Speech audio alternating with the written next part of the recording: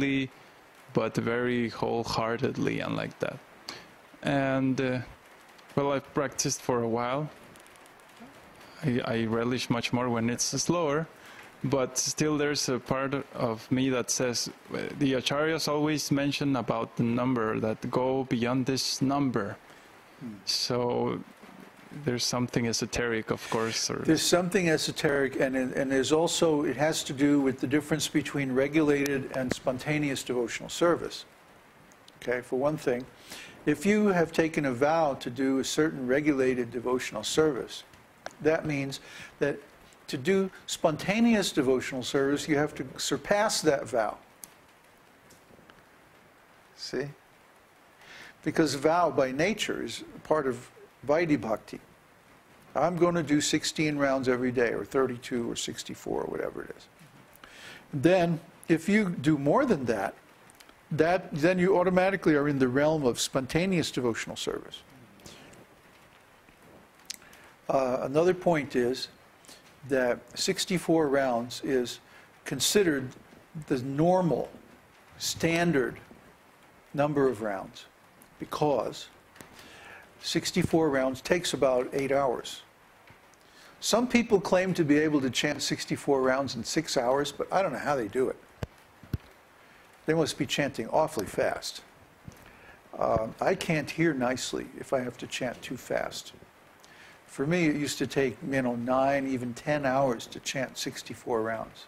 But then I'd be chanting, Hare Krishna, Krishna Krishna, Hare Hare, Hare Ram, Ram Ram, Hare. You know, really relishing the sound vibration and the mood and the deep feeling of the holy name and my relationship with Krishna. Or I'd be contemplating, you know, like there's a nice book by Srila Rupa Goswami, which is a compilation of many, many shlokas. And some of them, many of them are traditional, some of them are original, some are from Shastra, some the author is unknown. And the reason he compiled this was that the Goswamis would sit and they would chant all night. And they would relish one of these shlokas for, you know, at least one round. So it's not that you have to only just chant and hear. You can also think of Krishna's pastimes. Prabhupada one time said you can also think of your service. You can pray to Krishna. You can be open to Krishna's inspiration. You know, like, Krishna, how can I improve my service? How can I, you know, how can I do this or that? You know, give me guidance on my service, like that. Now, Krishna is so intelligent. I mean, he'll just give you the best advice, you know. But in the background, or, you know, while you're doing this, you can be chanting the holy name. It's all right, you know. So, you know, one time, I remember, what was it? Prabhupada was doing something. He was chanting and he was reading something. And the devotee said, Prabhupada, why are you chanting and reading at the same time? And Prabhupada said, I can do two things at once. You know, actually he could probably do more than that. More than two things at once. So, you know, there's no problem with chanting externally and then internally contemplating on some pastimes or on some advanced aspects of devotional service. That's actually very nice, devotional service.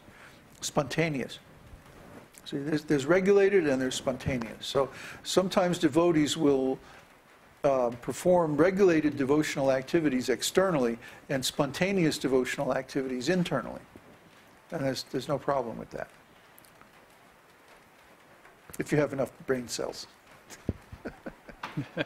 You develop those by doing service. Yes. Broadcasting right. is one. Right, little brain cells. Yeah, isn't it? When you're broadcasting, oh man, it's like... Get muscles on your brain cells, huh?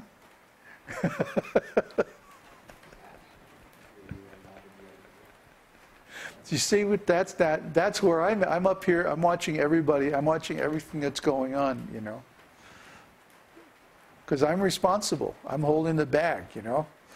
I'm like, it's my name on the podcast or whatever. So I have to be very alert all the time. So sometimes I'll be chanting and there'll be other stuff going on in the room. It's very distracting. Anyway, now you know.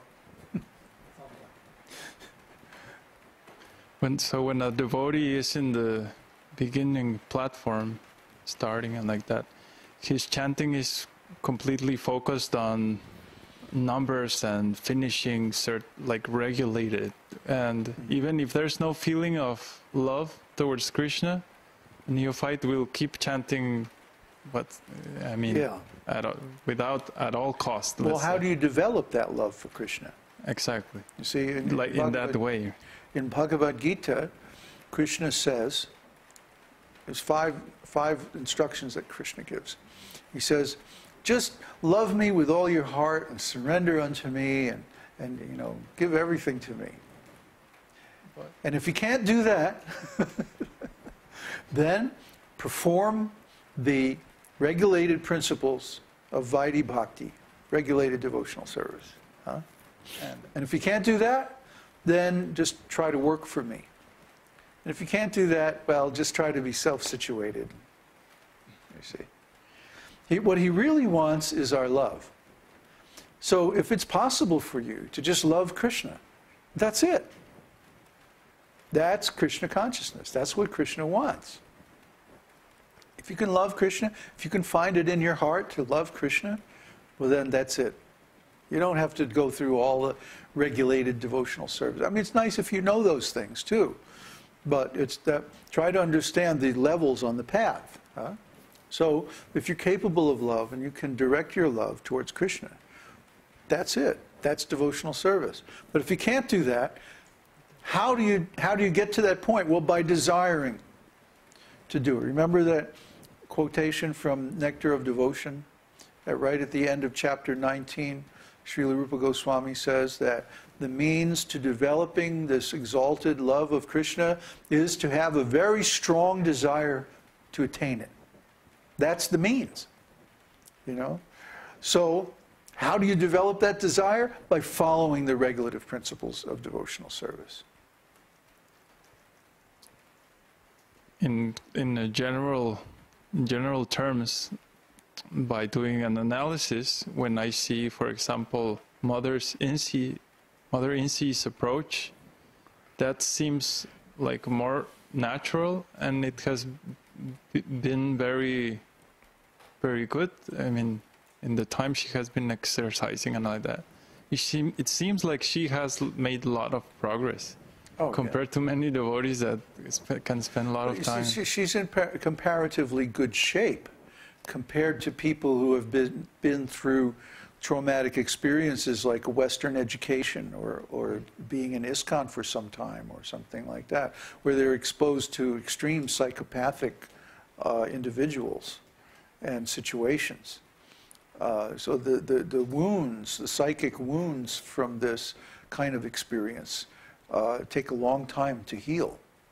And you have to go through some healing process. Otherwise, you can't make any advancement in devotional service after that, because every time you think of devotional service, you think of all this other nonsense that comes with it, you see, in most environments.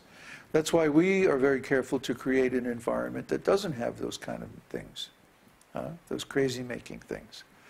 Because then, as soon as we accept those kind of things, then we won't be able to make any further advancement.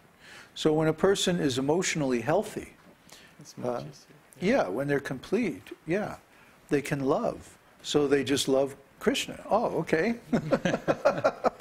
You know, it's easy, it's simple, it's very direct. But if you can't do that, then you have to follow this complicated process. You have to chant until your chanting is offenseless.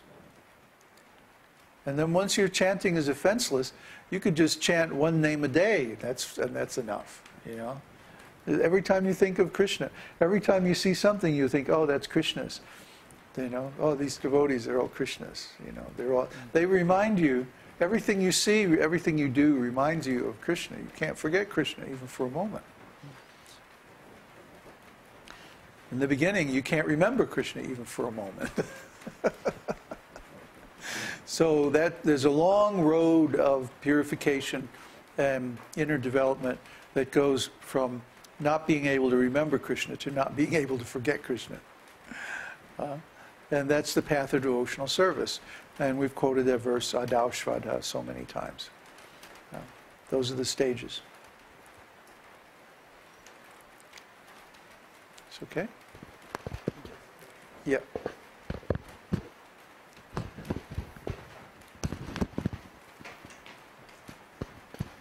Question from Amit. Is it necessary to chant all at once or take breaks in between and chant throughout the day? You can take breaks. There's no problem with that.